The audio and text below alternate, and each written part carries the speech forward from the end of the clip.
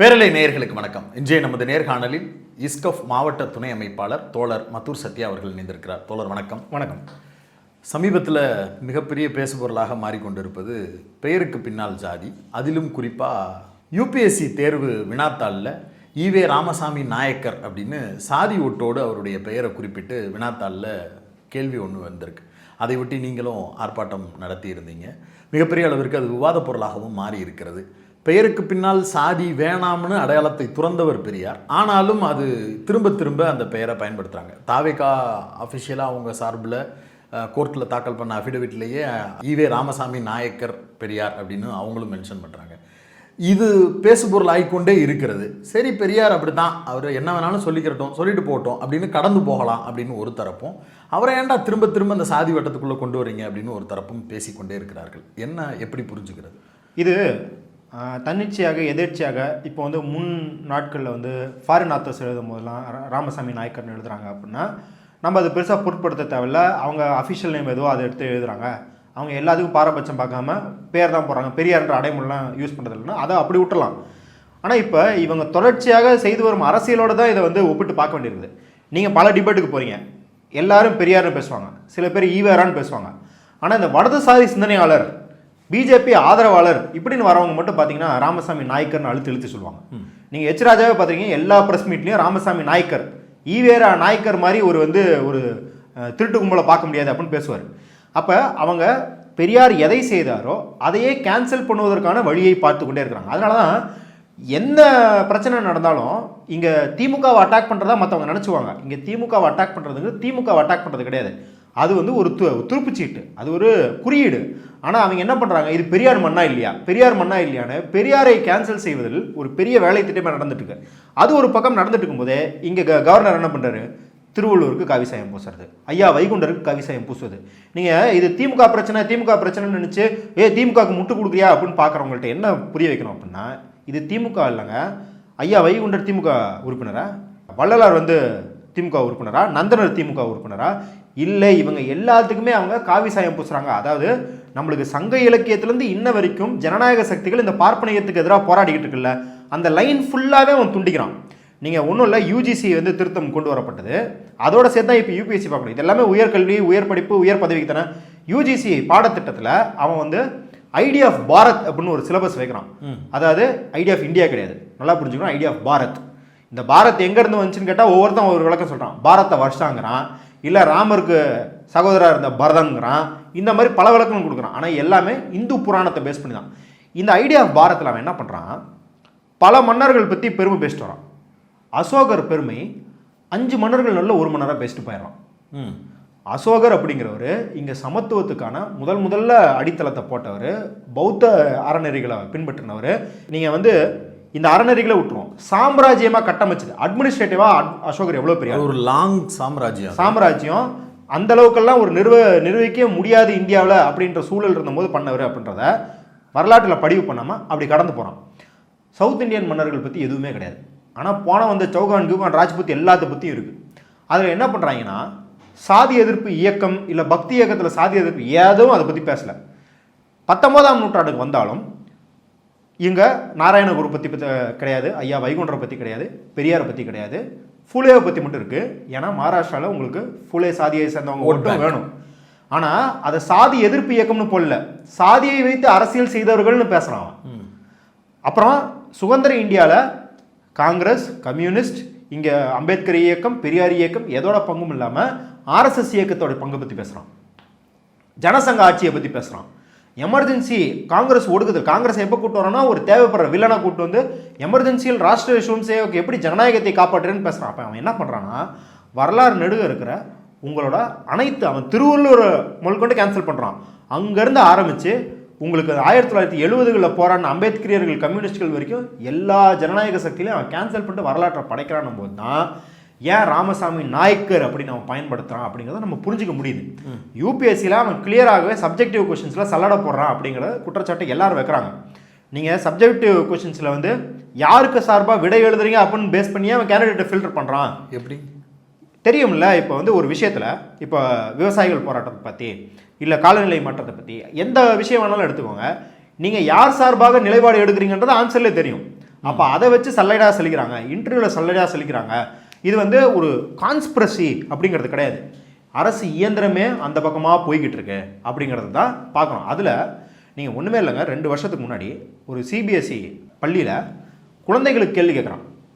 விவசாய போராட்டம் நடக்கும்போது எல்லாரும் போராட்டம் பண்ணுறாங்க, இங்கே வந்து அது நியாயம் இல்லையான்னு கேட்கல. அப்படி கேட்டிருந்தாவது ஜனநாயகமாக ஒரு மாணவனை சிந்திக்க விடுறன்னு அர்த்தம். என்ன கேட்குறான்னா, இவங்களை எப்படி டீல் பண்ணுறதுன்னு ஒரு கட்டுரை எழுதுன்னு கேட்குறான். அப்படின்னா என்ன அர்த்தம்? அவன் வந்து என்ன யோசிப்பான், இவங்களை வந்து புகை குண்டு போடுறதா, கைது செய்கிறதா, தடியடி நடத்துறதான்னு மாணவன் எழுதணும். இல்லை அவங்க கோரிக்கையை நிறைவேற்றி கொடுப்பது அப்படின்னு எழுதுறதை எதிர்பார்த்து கொடுத்துருப்பாங்க. அவங்கள வந்து எப்படி டீல் பண்ணுறது, இனிமேல் இது எப்படி நடக்காமல் பார்த்துக்கணும்னு கேட்குறான். அப்போ என்ன பண்ணுறாங்கன்னா, இங்கே மாணவர்களுக்கு உளவியல் ரீதியாக கல்டிவேட் பண்ணுறாங்க. இவர் இப்படி தான், இவர் இன்னார் இப்படி தான், ஈவி ராமசாமி நாயக்கர் அவர் அப்படிங்கிறது வந்து தமிழ்நாடு இங்கே மறுதளிச்சிருக்கு, சாதி பெயரை மறுதளிச்சிருக்கு அப்படிங்கிறத மக்களுக்கு தெரியக்கூடாது. ஏன்னா யூபிஎஸ்சிங்கிறது ஆல் இண்டியா, தமிழ்நாட்டில்னு ஒரு எக்ஸாம்பிள் இருக்குது அப்படின்னும் போது என்னையா சாதி பெயரே இல்லாத ஒரு தலைவரா அப்படின்னு நம்ம யோசிச்சா அதை பற்றி படிப்பான், அதை பற்றி தெரிஞ்சுப்பான். அதை தான் மாநிலத்திலையோ தான் வேலை பார்க்கும் இடத்துலையோ அதை இம்ப்ளிமெண்ட் பண்ணுறதுக்கு என்ன வழின்னு பார்த்துடக்கூடாது இல்லையா? அந்த மாடலே இல்லாமல் பண்ணுவதற்கு தான் இந்த மாதிரி வேலைகளில் இறங்குறாங்க அப்படின்றத நம்ம புரிஞ்சுக்கிறோம். இல்லை, ஆனால் யூபிஎஸ்சியில் இருக்குது அப்படின்றதுக்கு ஒரு உள்நோக்கம் இருக்குது. திராவிட இயக்கங்களுடைய வெப்சைட்லேயே அதே தான் இருக்குது. தமிழ்நாட்டு முதலமைச்சர் மு.க. ஸ்டாலின் வந்து ஆந்திராவில் போய் ஒரு நிகழ்ச்சியில் பங்கெடுக்கிறாரு. அங்கே இருக்கக்கூடிய அந்த சினிமா படத்துலையும் வந்து நாயக்கர்னு தான் பேர் போட்டிருந்துச்சு. அப்போல்லாம் நீங்கள் எதிர்த்து பேசுனீங்களா? உங்கள் தேவைக்கு நீங்களும் அவரை நாயக்கர்னு தானே சொல்கிறீங்க அப்படின்னு குறிப்பிட்றாங்க. அதாவது நான் வழக்கமாக இந்த சொல்ல பயன்படுத்தேன். அந்த ஜீரக மிட்டாய் இருக்குல்ல, அது சைஸில் அறிவு இருந்தால் கூட அவனை இப்படி பேச மாட்டான். திராவிட இயக்க வெப்சைட்டில் என்ன போட்டிருக்குன்றதை நானும் பார்த்தேன். ஸ்க்ரீன்ஷாட் எடுத்து அதை மஞ்சள் இங்கில் வேறு அடிச்சுட்டு வராங்க, என்னத்தையோ பெருசாக கண்டுபிடிச்ச மாதிரி. தலைப்பு என்னென்னா, எங்கும் ராமசாமி நாயக்கர், மேலேயே போட்டிருக்கு நினைவு சுவடுகள் அப்படின்னு போட்டிருக்கு. நினைவு சுவடுகள்னால் என்ன? பழங்காலத்தில் பெரியாரை பாராட்டி எவரோ ஒருத்தர் எழுதியிருக்காரு, அதை வெளியிடுறாங்க. அது பழங்காலத்தில் அவர் எழுதும்போது அவர் ராமசாமி நாயக்கர் தான் அடையாளப்படுத்தப்பட்டிருக்காரு. ஒன்றும் இல்லை, அவர் 1929 அந்த பேரை திறக்கிறார். 1928 பகுஸ்கிருத் பாரத் அப்படிங்கிற தன்னோட பத்திரிகையில் அம்பேத்கர் பெரியாரை பாராட்டி ஒரு கட்டுரை எழுதுகிறார். பாராட்டி இங்கே இருக்கிற எல்லா தேசிய தலைவர்கள்லையும் சிறந்தவர் இவர் தான், அவங்கள போல தீண்டத்தவல், அன்னைக்கு தலித் மக்களின் பேர் தீண்டத்தவலின் சுயராஜ்யத்தை பற்றி யாருமே யோசிக்கிறது இல்லை, அதை பற்றி கேள்வி கேட்டால் அதெல்லாம் பழங்கதை, இந்தியாவுக்கு சுதந்திரம் கிடச்சிட்டா அவங்கெல்லாம் பாதிக்க மாட்டாங்க அப்படின்னு பேசிக்கிட்டு இருக்கும்போது ராமசாமி நாயக்கர் ஒருவரே அவர்களின் சுயராஜ்யத்தை பற்றி பேசுகிறார் அப்படின்னு ராமசாமி நாயக்கர் தான் எழுதுறாரு. அம்பேத்கரே எழுதுறாரு. ஏன் எழுதுறாரு? ஏன்னா அப்போ அவர் ராமசாமி நாயக்கர் தான் அடையாளப்படுத்தப்பட்டார். இப்போ உடனே வந்து ஏன் அம்பேத்கரே ராமசாமி நாயக்கர் தான் அடையாளப்படுத்தப்பட்டு எந்த கேனது கேட்பானா? அந்த மாதிரி தான் 1924 25 யாரோ எழுதின கட்டுரையை நினைவு சூடுகள்னு எடுத்து எங்கும் ராமசாமி நாயக்கர் அப்படின்னு போட்டுருக்காங்க. வேற ஒருத்தனை கோட் பண்ணுறதுக்கும் ஆசிரியர் வீரமணியும் இல்லை ஐயா சுப்பு அவர்களோ பேசும்போதே ராமசாமி நாயக்கர்னு பேசுறதுக்கு வித்தியாசமானா? இதை கூட கொட்டேஷன் எது, டைரெக்டாக வந்து அவங்க கொடுக்குற கருத்து எதுனே தெரியாத அளவுக்கு கூமுட்டைங்க தான் இங்கே நம்ம வச்சுக்கிட்டு இருக்கோம். இது எப்படின்னா ஆட்டையை கலைக்கிறது. இப்போ நம்ம என்ன சொல்கிறோன்னா, ஈடி விவகாரம் எடுத்துக்கிறோம். ஈடி விவகாரத்தை நான் போன முறை இன்டர்வியூவில் சொல்லும் போது சொன்னேன், உங்களுக்கும் எனக்கும் ஆகலை, ஆனால் நம்ம 2 பேர்த்துக்கும் ஆகாதவன் நம்மளை ஒரு செல்லை வச்சுருக்கான். செல்லுக்குள்ளே கருநாக பாம்பு உங்களை கடிக்க வருது. நான் வந்து ஹே கருநாக பாம்பு கடிக்க வருது, எனக்கு ஆகாதவன் செத்து போகணும்னு நினைப்பேன். அந்த செல்லை நானும் தாண்டா இருக்கேன், நானும் சேர்ந்தாண்டா சாவேன். அதே போல தான் இங்கே தமிழ்நாட்டுக்கு ஒரு விடிவெள்ளியாக இருந்த பெரியாரை தாக்குவது அப்படிங்கிறது தமிழ்நாட்டுக்கே உரிய பிரச்சனை. இது திமுக பிரச்சனை கிடையாது. அப்போ என்ன பண்ணுவோம், நம்ம எல்லாம் ஒன்று சேர்ந்து இந்த சங்கி பேரை அடித்து விரட்டை ஓடணும். ஆனால் இப்போ வந்து கரெக்டாக ஆட்டையை கலைக்கிற மாதிரி, நீ மட்டும் யோக்கியமா, நீ மட்டும் பெரியாரை தூக்கி பிடிச்சியா, நான் பெரியாரை தூக்கி பிடிக்கிறேன். ஏன் சீமான் பெரியாரை வண்டையாக பேசும்போது வாயை பற்றிட்டு சும்மா தானே இருந்தீங்க நீங்கள்லாம்? அப்போ இப்போ மட்டும் என்ன அப்படின்னா, இந்த ஒன்றிணைவு இருக்கக்கூடாது அப்படின்னு பல சக்திகள் வேலை பார்க்குறாங்க. இது கான்சியஸாக சில சக்திகள் வேலை பார்க்குறாங்க. அறிவில்லாமல், நான் சொன்னேன்ல ஜீரக மிட்டாய் சைஸ் அளவு கூட அறிவில்லாமல் சில சக்திகள் வேலை பார்க்குறாங்க அப்படின்றதான் புரிஞ்சிக்க முடியுது. இதை சரி திமுக பண்ணிடுச்சுன்னு வச்சுப்போம். வேறு ஏதாவது டிஎன்பிசியில் வினாத்தாள் இருக்குன்னு வச்சுப்போம், தப்பு. இப்போ நீ என்ன பண்ணுற? இப்போ கடமை என்ன? பாஜக எதிர்க்கிறது. திமுக தான் நீ வந்து 365 நாள் திட்டுறில்ல, பாஜக எதிர்க்கும் போது எல்லாம் ஒன்று சேர்ந்து எதிர்ப்போம், ஈடிஓ எதிர்க்கும் போது ஒன்று சேர்ந்து எதிர்ப்போம், சமகர சிக்ஷா அபியான் கேட்கும் போது எல்லாரும் ஒன்று சேர்ந்து எதிர்ப்போம். அப்போ நீயும் பிஜேபிக்காரன் வந்துட்டு நீ ஏன் தனியார் ஸ்கூல் நடத்துகிற, நீ ஏன் சிபிஎஸ்சி ஸ்கூல் நடத்துறன்னு பேசுறதும், இப்போ வந்து நீ ஏன் வந்து ஆந்திராவில் ராமசாமி நாயக்கர்னு போட்டதை கண்டிக்கலன்னு பேசுறதும் கூமட்டத்தனமா இல்லை?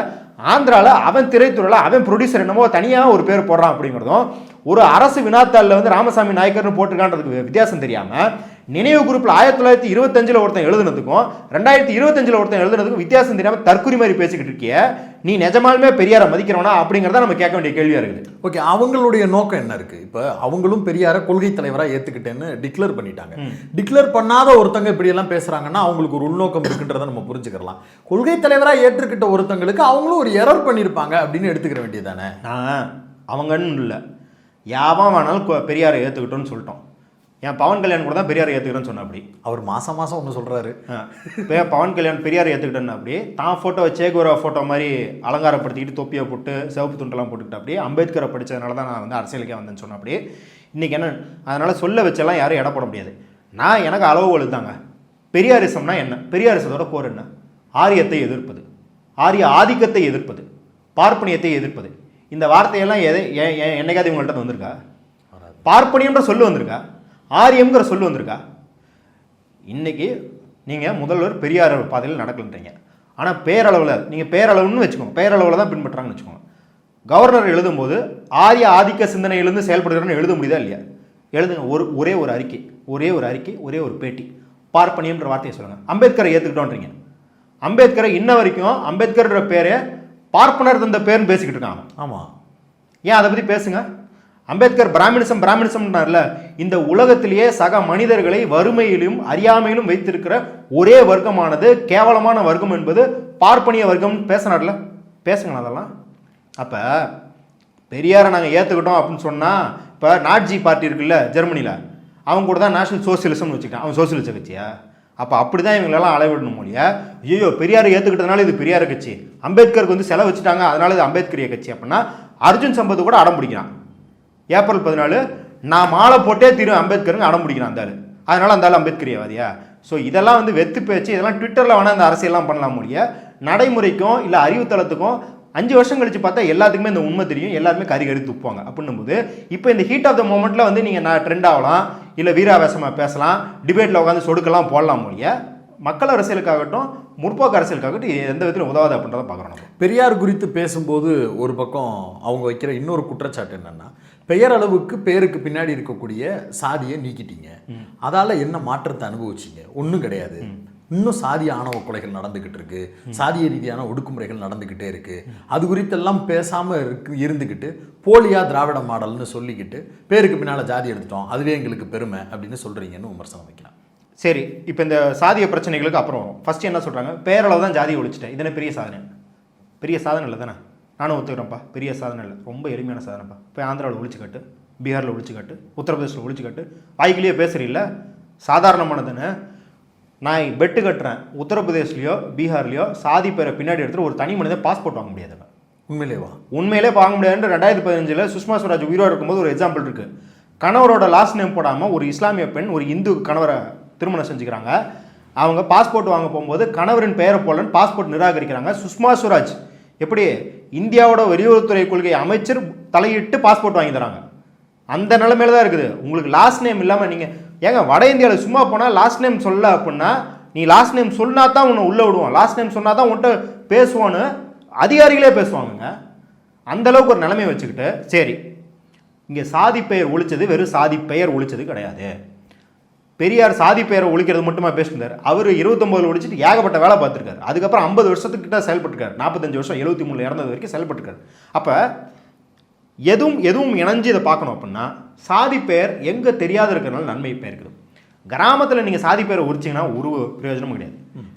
வரதே இந்த தெரு அந்த தெரு வர்றீங்க, வகுப்பறையில் எங்கே உட்கார வச்சுக்கலாம், டீ கடையில் என்ன கிளாஸில் கொடுக்கான்றது தெரிஞ்சிடும். ஒரு கிராமத்தில் அதிகபட்சம் 100-150 குடியிருப்பு. இந்தார் பையன் இவன் என்ன ஜாதி, அதுக்கு பின்னாடி பேர் போட்டாலும் ஒன்று தான், போடலைன்னாலும் ஒன்று தான் கணக்கு இருக்கும். அப்போ நகர்ப்புறங்களில் தான் இப்போ மில்டன் என்ன சாதின்னு எனக்கு தெரியாது, மதுரை என்ன சாதின்றது மில்டனுக்கு தெரியாது. அப்போ நகர்ப்புறமாகும் போது நகரமயமாதல், தொழில்மயமாதல் அப்படின்னு வரும்போது அந்த கிராமப்புற நிலப்பிரபுத்துவ சமூகத்திலேருந்து வெளியே வரும்போது தான் இதெல்லாம் உடைப்படுது, சாதி பெயர் இல்லாது பயனளிக்குது. அப்போ பெரியார் அதற்காகவும் பேசினார், அதற்காகவும் போராடினார். ஒன்றும் இல்லை, காந்தி வந்து வில்லேஜ் ரீகன்ஸ்ட்ரக்ஷன் அறிவிக்கிறாரு. நம்ம வந்து இந்த மாதிரியான ஏகாதிபத்திய எதிர்ப்பு, வெள்ளக்காரன் எதிர்ப்புனா என்ன பண்ணோம், வெள்ளக்காரன் யூஸ் பண்ணுற பொருளாக யூஸ் பண்ணாமல் நம்ம தற்சார்பு பொருளாதாரமாக கிராமத்துக்கு திரும்பி போகணும். வில்லேஜ் இண்டிபெண்டன்ட் வில்லேஜ் ரிப்பப்ளிக்ன்றாரு. ஒவ்வொரு கிராமமும் தற்சார்பாக மாறணும். எப்படியே பழங்காலத்துக்கு போனோம், அப்போ கிராமத்தை மேம்படுத்துவதற்கு காங்கிரஸில் ஒரு ஃபண்டு உருவாக்குறாரு. இதை எதிர்த்து இந்தியாவில் பேசிய 2 தலைவர்கள் பெரியாரும் அம்பேத்கரும். சொல்லி வச்ச மாதிரி இவர் தமிழில் பேசுகிறாருங்க, அவர் ஆங்கிலத்தில் அதே திட்டுறாரு. சொல்லி வச்ச மாதிரி ஒரே மாதிரி இருக்குது 2 பேர் சிந்தனையும். அவங்க என்னன்றாங்க, அம்பேத்கர் பெரியார் இது இவங்க என்ன பொய் பிரச்சாரம் பண்ணுவாங்கன்னா, அம்பேத்கர் சாஃப்டாக பேசுவார், டீசெண்டாக பேசுவார், பெரியார் காட்டமாக பேசுவார், ரகுடாக பேசுவார். அம்பேத்கர் அடித்த அடியெல்லாம் இவங்க எடுத்து பார்த்தாங்கன்னா நில கொழிஞ்சு போயிடுவாங்க. ஒருத்தர் அரசியல் நிர்ணய சபையில் கிராமத்தை வலுப்படுத்துறதுக்கான கூறுகளே இல்லைன்னும் போது எந்திரிச்சு திட்டுறார் அம்பேத்கர். யோ, கிராமம்னா என்னையா, சாதியவாதமும் மதவாதமும் மூட நம்பிக்கையும் கடந்து உருள்ற சிங்க்குன்றாரு.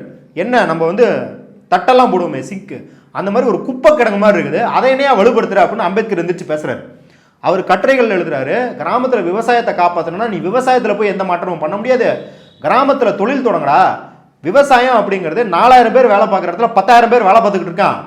இந்த மிச்சம் இருக்கிற 6000 பேர்லாம் இண்டஸ்ட்ரிக்கு போக ஆரம்பிச்சான்னா கிராமம் செழிப்பாக தான் இருக்கும். கிராமத்தில் இருக்கிறவன் இந்நாள் வரைக்கும் பண்ணையார், பண்ணை அடிமை, விவசாய கூலி, குத்தகை விவசாயகன் இருக்கான். ஆனால் ஃபேக்ட்ரி ஆரம்பிச்சுன்னா எல்லாருமே தொழிலாளிங்க. இந்த உறவுலேருந்து வெளியே கொண்டு வரணும்னா நீ நகரமயமாக்கணும், தொழில்மயமாக்கணும்னு யார் பேசுகிறாங்க? அம்பேத்கரும் பேசுகிறாரு, பெரியாரும் பேசுகிறாங்க. அந்த நகரமயமாதல், அந்த தொழில்மயமாதல் இருக்கிறதுனால தான் இன்றைக்கி சிட்டியில் நீங்கள் ஜாதி பேர் சொல்லலை அப்படின்னா ஜாதி தெரியறதில்ல. அப்போ நீங்கள் ஜாதி பேரை மட்டும் ஒழிச்சிட்டாரு அப்படின்னா அவர் ஏதோ ஒற்றை பாயிண்ட் ஒரு இஷ்யூக்கு போராடினா ஒரு சிங்கிள் பாயிண்ட் ஆக்டிவிஸ்ட் மாதிரி அவர் கிடையாது. இல்லை, உலகமே அந்த பக்கம் தானே நகன்று இருக்கு, உலகமயமாக நோக்கி நகல்றோன்றது. ஆமாம், அந்த கிரெடிட் எதுக்கு பெரியாருக்கு கொடுக்கணும், அம்பேத்கருக்கு கொடுக்கணுன்றது தானே அவங்க வலதுசாரிகளோட ஆர்கியூமெண்ட். அதுதான் நம்ம என்ன சொல்கிறோம் அப்படின்னா, இவங்க செயல்பட்ட இடத்துல இந்த தாக்கத்தை பார்க்குறீங்களா? உலகமே வளர்ந்துச்சு அப்படின்னு உத்தரப்பிரதேஷ்லையோ ராஜஸ்தான்லையோ அந்த தாக்கத்தை பார்க்குறியா? அப்போ எல்லா நாடுக்கும் பிரத்யேகமான ஒரு ஒடுக்குமுறை இருக்குது. அது ஜெர்மனியில் ஜங்கர் முறைன்னுவாங்க, சைனாவில் ஒரு கிளான் முறை இருக்கும், ஜப்பானில் இந்த சாமுராய் அவங்க தளத்துலேருந்து அப்புறம் புராகமின்னு சொல்லிட்டு கடைசியில் தீண்டத்தகவல் வரைக்கும் ஜப்பான்லேயும் இருந்திருக்கு. அவங்க அதெல்லாம் அவங்கவுங்க முறையில் முதலாளித்துவ முறையில் ஒழிச்சிருக்கிறாங்க. டிஸ்கிரிமினேஷன் சிஸ்டம் எல்லா இடத்துலையும் இருக்கு. அப்போ இந்தியாவில் இருக்குன்னு ஒரு பிரத்யேகமான முறை இருக்கு. இதை அம்பேத்கர் அன்னைக்கே போட்டு உடைச்சிருக்காரு. ஏங்க, அமெரிக்காலையும் கருப்பினத்தவர்கள் பாதிக்கப்படுறாங்க, இந்தியாவில் ஜாதி இருக்கு, ரெண்டும் ஒன்று தானே அப்படின்னும் போது, இது ரெண்டும் ஒன்று கிடையாதுரா. நான் கருப்பினத்தவர்களோட கவலையோ வருத்தத்தையோ இல்லை ஒடுக்குதலையோ குறைச்சி பேசல. ஆனால் ஒருத்தன் பணக்காரன் ஆயிட்டான், இல்லை அவனுக்கு விடுதலை பிறந்துருச்சு அப்படின்னு அவங்க ஓனர் எழுதி கொடுத்தா, அதாவது ஸ்லேவாக இருக்கும்போது ஓனர் எழுதி கொடுத்தா அவன் விடுதலை அடைஞ்சிட்டான். இல்லை பணக்காரனாகி தான் விலை எவ்வளவோ அந்த விலையை ஓனர்கிட்ட அவன் கொடுத்துட்டா அவன் விடுவிச்சிடலாம்.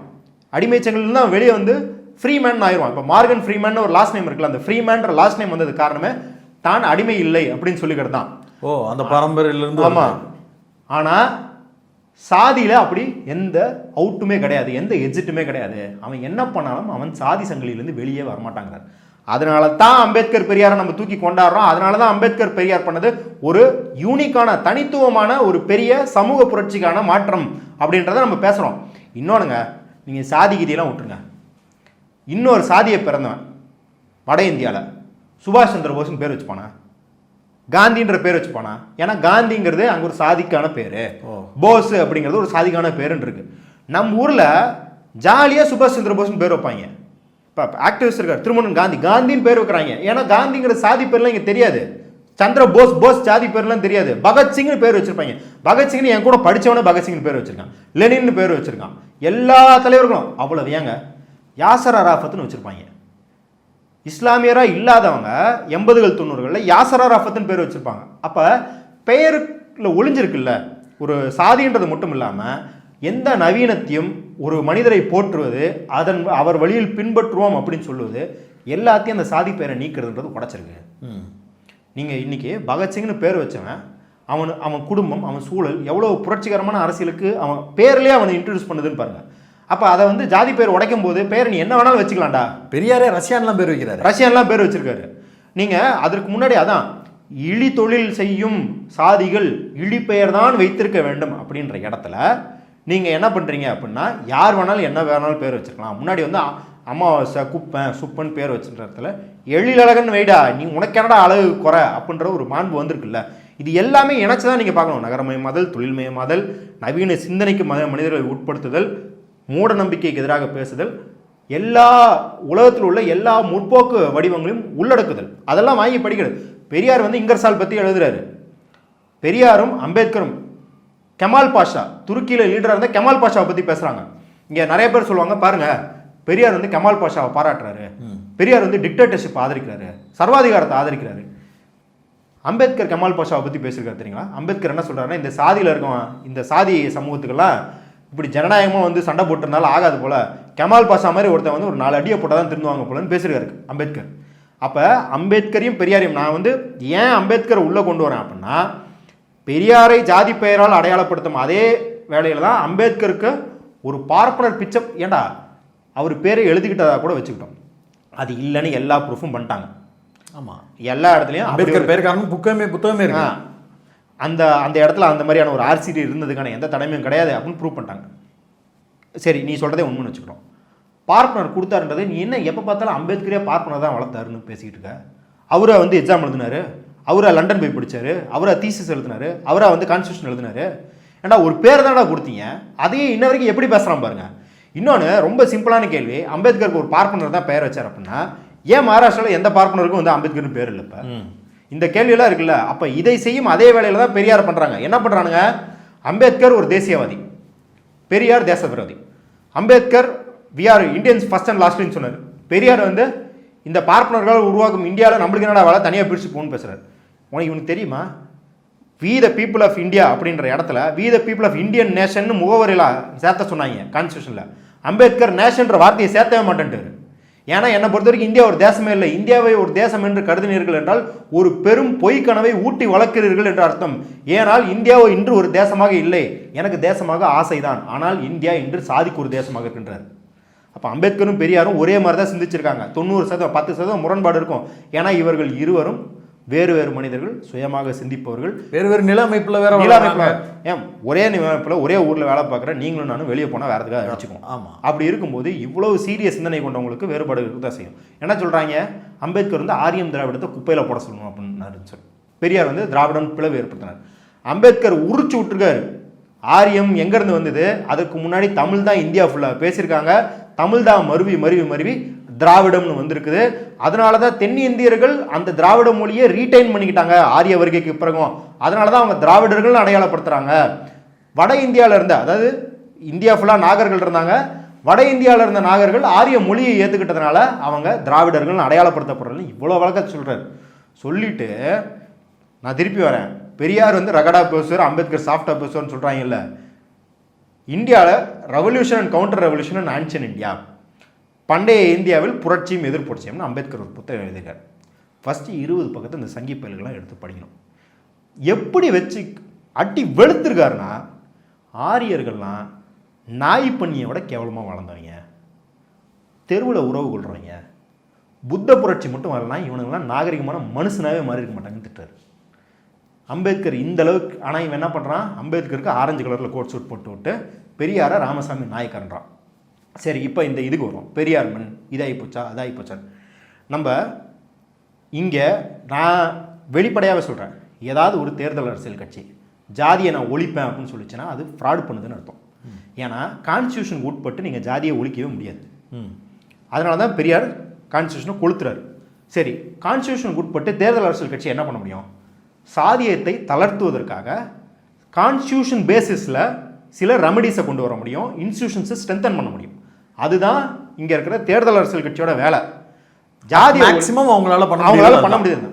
ஜாதியை ஒழிக்கணும்னா வெளியில் இருக்கிற இயக்கங்கள் புரட்சி தான் பண்ணணும். அதனால வந்து நீங்கள் வந்து இந்த கட்சி ஒழிச்சுதா அந்த கட்சி ஒழிச்சுதா அப்படிங்கிறது இன்ஸ்டிடியூஷனாக என்ன பண்ணியிருக்காங்க. கண்டிப்பாக பெரியாரே திட்டுறாரு, பெரியாரே இங்கே சாதிய முரண்பாடு இருக்குது. கண்டிப்பாக இப்போ நீங்களும் நிராகரிக்க போதில்லை, நானும் நிராகரிக்க போதில்லை, யாருமே நிராகரிக்க கூடாது. என்னது, இங்கே இடைநிலை சாதி அப்படின்னு சொல்கிற பிற்படுத்தப்பட்ட சாதிக்கும் பட்டியல் சாதிகளுக்கும் ஒரு முரண் இருக்குது. அது ஆதிக்கம் செலுத்துகிறாங்க, அவங்கள ரொம்ப மோசமாக நடத்துகிறாங்கன்றது அங்கீகரிக்கணும். இது பெரியார் சொல்கிறார். பெரியார் வந்து நாகப்பட்டினத்தில் பேசும்போது சொல்கிறாரு, இங்கு ஆதி திராவிடர்களின் பிரச்சனையை பேசினால் பார்ப்பனர்களுக்கு சங்கடமாக இருந்தாலோ வயிறு இருந்தாலோ அதை என்னால் புரிந்து கொள்ள முடிகிறது. எப்படி பார்ப்பனர் அல்லாதவருக்கு வயிறு எறிகிறது உங்களுக்கு புரியவில்லையா? சூத்திரன் என்ற இழிவு அவனுக்கு பறையன் என்ற இழிவு இருக்கும் வரை இருக்கும். அவர்கள் மீது பஞ்சவன் என்ற இழிவு போனால் மட்டுமே உங்கள் மீது சூத்திரன் என்ற இழிவு போகும். அப்ப அந்த இழிவையும் சேர்த்து ஒழிக்கிறதுக்கு தான் நீங்க பாடுபடணும். இதை ஒழிக்காமல் ஜாலியாக நாங்கள் மட்டும் போய் அண்ணாமலை மாதிரி செயின் செக் அடிச்சுக்கிட்டு இருந்தோம்னா எங்களுக்கு சூத்திரை விளைவுலாம் ஒழியாதுன்னு பெரியார் பேசியிருக்காரு. அதன் வழி தான் இன்னமும் நடக்கிறோம் நம்ம. அதனால தான் இங்கே என்ன பண்ணுறோம் அப்படின்னா, இங்கே இன்ஸ்டியூஷனில் நான் பல முறை இதை பேசிகிட்டு இருக்கிறது என்ன அப்படின்னா, துணை திட்டம் இருக்குது, ஷெட்யூல் காஸ்ட் சப்ளான்னு சொல்லி தலித் மக்களுக்கான பட்டியல் பிரிவுக்கான தனி பட்ஜெட் போடுவது, அவர்களுக்கான விஜிலன்ஸ் கமிட்டி, எல்லா ஊர்களையும் விஜிலன்ஸ் கமிட்டி அமைப்பது. நீங்கள் என்ன பண்ணுறது அப்படின்னா, ஒரு பெண்களுக்கு எதிரான குற்றமோ, தலித் மக்களுக்கு எதிரான குற்றம், இஸ்லாமியர்களுக்கு எதிரான குற்றம் வந்தால் மட்டும் அதுக்கு பயங்கரமாக ஆர்ப்பரித்து இங்கே இருக்கிற தலித் அல்லாதவர்களோ இஸ்லாமியர் இல்லாதவர்களோ ஆண்களோ நாங்களும் முற்போக்காக இருக்கிறோன்னு ஒரு காட்டிக்கிறது. குற்றம் நடக்காமல் இருக்குன்னா என்ன பண்ணோம்? நீ அதற்கு முன்னாடி குற்றம் என்பது இந்த கொடுஞ்செயல், கொடுங்குற்றம், அட்ராசிட்டி என்பது ஒரு பிரச்சனையின் வேறு கிடையாது, அது ஒரு பிரச்சனையின் விளைவு, ரிசல்ட்டு. நீ வேரில் தானே அடிக்கணும். அப்போ வேரில் இன்ஸ்டியூஷனில் அம்பேத்கர் வந்து இந்த குற்றங்கள்லாம் சாதி அழித்துறைக்கும் வழியில் எழுதுறாரு. ஒரு நெய்யை ஒரு கல்யாணத்தில் யூஸ் பண்ணதுனால தலித் மக்களை போய் தாக்குதல் நடத்திருக்காங்க பார்ப்பனர்கள். ஒரு இடத்துல குதிரையில் போனதுனால தாக்குதல், இது எல்லாத்தையும் அம்பேத்கர் எழுதுறாரு. எழுதிட்டு என்ன பண்ணுறாரு? அடிநாதத்தில் கை வைக்கிறார். அந்த இந்து மதம்ன்ற அடிநாதத்தில் கை வைக்கிறார். நீ இன்னைக்கு இந்து மதன்ற அடிநாதத்தில் கை வைக்கணும். இன்ஸ்டியூஷனில் இருக்குல்ல, சுப்ரீம் கோர்ட் இருக்குல்ல, ஹைகோர்ட் இருக்குல்ல, எத்தனை எஸ்சி ஜட்ஜ் இருக்காங்க. இன்ஸ்டியூஷனாக நம்ம எல்லாத்தையும் ஸ்ட்ரென்தன் பண்ணிட்டே வந்தோம்னா நாளைக்கு தலித் மக்கள் இவங்க வந்து ஓபிசி மக்கள் ஆதிக்க மனநிலையில் இருக்க மாட்டாங்கன்றது இல்லை, அந்த மனநிலையில் இருந்தால் கூட இவங்க பாதிக்கப்படவே முடியாது. ஏன்னா நம்மளுக்கு இங்கே வரலாறு இருக்குது. முன்னாடி நாடார்கள் எவ்வளோ தாக்குதலுக்கு உட்படுத்தப்பட்டாங்க. 19ஆம் நூற்றாண்டில் அவங்க மேலே வரும்போது தங்களுக்கு கீழே அப்படின்னு எந்தெந்த சாதியெல்லாம் நாடார் சாதியை பார்த்துச்சோ, அது கமுதி கலவரமாகட்டும், கோவில்பட்டி கலவரமாகட்டும், எவ்வளோ கலவரங்கள் நாடார்கள் மீது தாக்குதல் நடத்தி இன்றைக்கி அவங்க மேலே வந்தாங்கன்னொன்னே அவங்களும் இந்த சாதிய சமூகத்தில் அவங்களும் ஒரு சாதி பெருமையெல்லாம் பேசுகிறாங்கன்றத பார்க்குறோம். அந்த மாதிரி இருக்கணும்னு நம்ம சொல்ல. ஆனால் நம்மளுக்கு கண்ணு முன்னாடி எக்ஸாம்பிள் இன்ஸ்டியூஷனல் சப்போர்ட்டு, எக்கனாமிக் வெல்ஃபேர்லாம் எந்த அளவுக்கு உயர்த்திருக்கு அப்படின்றத நம்ம பார்க்குறோம். கண்டிப்பாக அரசு வந்து ஒரு இடத்துல அட்ராசிட்டிக்கு தண்டனை கொடுக்கல, நடவடிக்கை எடுக்கலாம், அதுக்கான போராட்டம் பண்ணணும், அரசை கண்டிக்கணும். ஆனால் அதுவே தீர்வு கிடையாது. தீர்வு அப்படிங்கிறது வேரில் இருக்குது. அந்த வேருக்கு போராடாமல் எப்பயுமே என்ன பண்ணுவாங்கன்னா, நம்ம ஆளுங்க நிர்பயா வந்து ரேப் கேஸ் வந்தபோது, இல்லை ஆர்ஜிகர் கொல்கத்தாவில் ரேப் கேஸ் வந்தபோது ஓன்னு கத்துவாங்க. மற்ற நாளில் பெண்களுக்கான அரசியல் அங்கீகாரத்துக்கு என்ன பண்ண, பெண்களுக்கான பொருளியல் வளர்ச்சிக்கு என்ன பண்ண, ஒன்றும் பண்ணல. கரெக்டாக வந்து அசம்பாவிதம் நடக்கும்போது ஒரு ஒப்பாரியை வச்சுட்டு முற்போக்கு சர்டிஃபிகேட் வாங்கிட்டு போகிறது. இஸ்லாமியர்களே பாருங்கள், இஸ்லாமியர்களுக்கு வங்கி கடன் தரக்கூடாது அப்படின்னு ஏகப்பட்ட வங்கிகள் ரெட் ஜோன் பண்ணி வச்சுருக்குது. அவங்களுக்கு அரசியல் அங்கீகாரம் அப்படிங்கிறது பர்சன்டேஜ் வரையாக குறைஞ்சிக்கிட்டே வருது. எத்தனையோ சட்டங்கள் அவங்களுக்கு எதிராக போடப்படுது. ஆனால் என்ன பண்ணுவான்? இஸ்லாமியரை கட்டி வச்சு அடிக்கிறது, இல்லை இஸ்லாமிய பெண்ணை வன்புணர்வு செய்கிறது அப்படின்னு ஏதாவது ஒரு கோர சம்பவம் நடந்தால் மட்டும் அப்படியே ஆர்ப்பரிப்பான்.